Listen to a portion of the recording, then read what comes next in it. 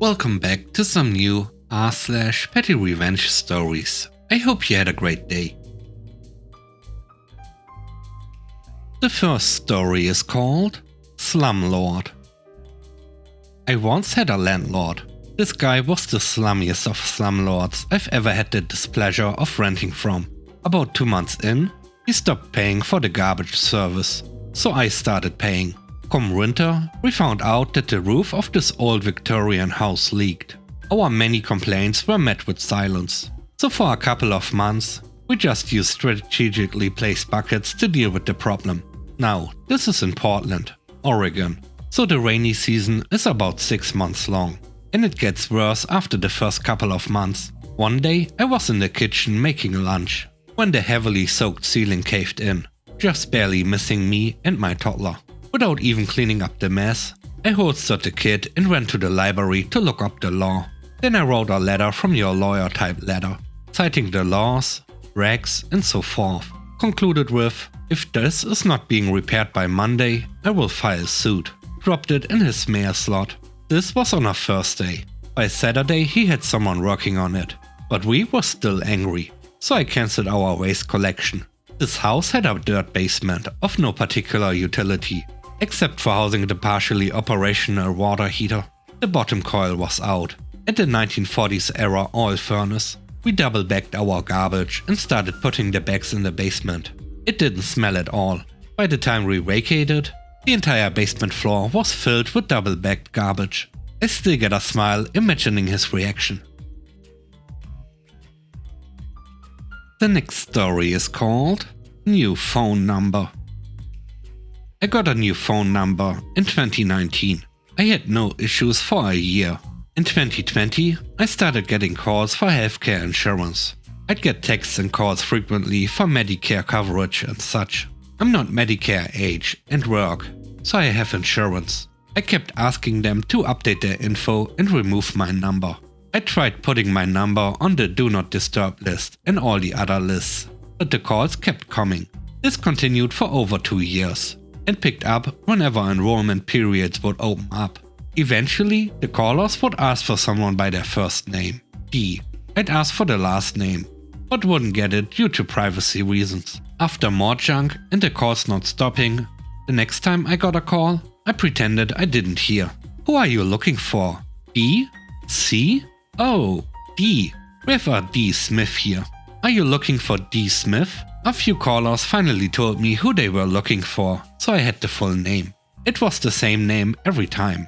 I googled my phone number and this person's name and found it on this person's company website.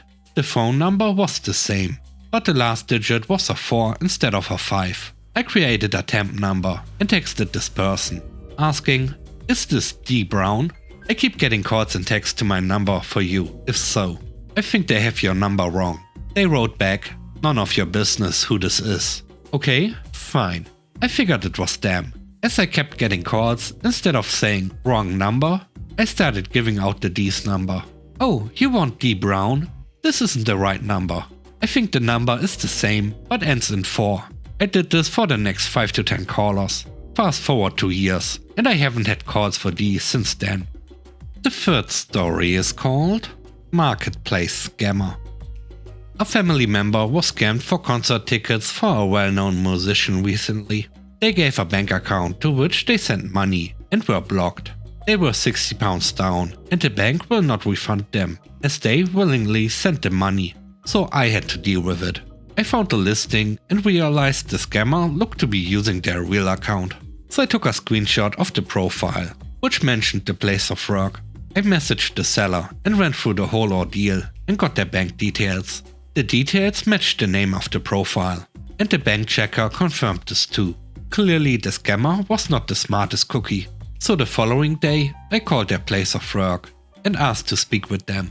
When they answered, I asked about the tickets and whether they still had them. At this point, they hung up. I called back a couple more times and asked, and they just hung up. Then I did what any good citizen would do. I emailed the HR department and copied them into the email too, with screenshots of their Facebook and the conversations with both myself and my family members. The person worked for our bank, which was the ironic thing. And well, HR emailed me to let me know they are investigating them for the potential fraudulent activity. Here's to hoping they lose their job. The next story is called Don't Mess with the Barista. Years ago, in my early 20s, I worked at an interstate travel plaza coffee place. We were notoriously understaffed, but they paid significantly better than minimum wage, and I liked the unlimited overtime paychecks. Basically, I was there all the time. It also gave me the added benefit of not having to put up with BS, because if they fired me, they would have had to close the store, because there was no one else to work. I was bulletproof. Working at the Travel Plaza coffee shop, I got to know all the state troopers, because our store policy was free coffee for in-uniform troopers. Cops love free coffee, and they all loved me, because I was the one giving them free coffee. It was truly the best of times. Well, one day, one of the troopers had a bad day and was taking it out on me. Not even jokingly. He was just being mean. He made me cry. And I had been working customer service jobs for at least 5 to 6 years by then, so not an easy feat. Eventually, my hurt feelings turned to anger, and I demanded an apology. He refused because he was being a jerk, and jerks apparently don't feel remorse. I told him if he didn't apologize, he would regret it. I'm gonna regret it? What are you gonna do about it? I stared at him like he was stupid for a few seconds, while my resolve solidified. I work every day, most of them doubles. I make coffee for you and every single state trooper that comes through here. Until you apologize to me, you are getting decaf. Every single state trooper that comes in here will be getting decaf. And I will tell them that they are getting decaf. And I will also tell them that it is your fault. And that they will continue getting decaf until you apologize to me. That's what I'm gonna do about it. He sort of scoffed like he didn't believe I actually would. But I've got petty stamped in my DNA. I had no intentions of letting his bad behavior go unpunished. It took 3 days for me to get that apology, and he looked like a kick dog the entire time, but he never tried to disrespect me again.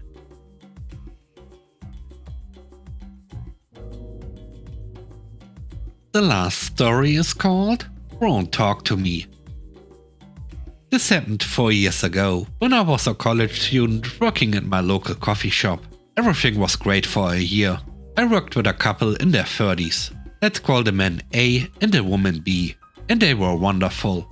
The shop, the customers, everything was great. But everything changed in just one night. I was working a closing shift with A, and I had been feeling under the weather all day. By nightfall, I had a high fever and could barely stand. It was just 30 minutes before closing time, and I needed to take a bus home.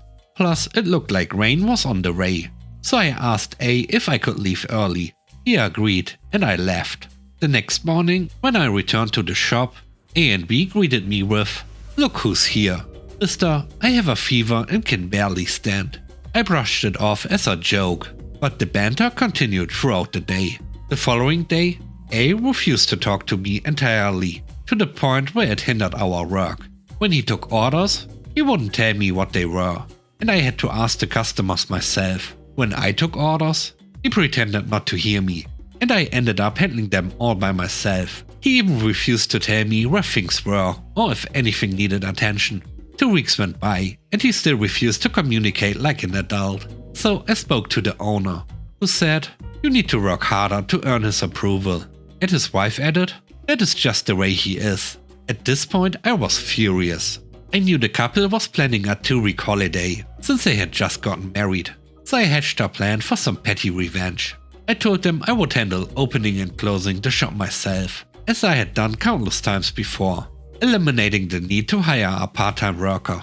I explained to the owner that this was my way of working hard to earn A's approval, and he agreed. The week of the holiday arrived, but I never showed up to open the shop.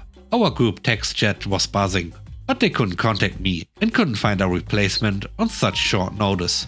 A few hours later, the owner informed them that their holiday was cut short, and they had to return to work. I went to the shop to see how it was doing. It is out of business now. Thanks for watching the video. I hope you enjoyed it. If you did, please don't forget to leave a like, comment and subscribe. And if you have time, watch another one of my videos. And now, I hope you have a great day. See you soon. Bye bye.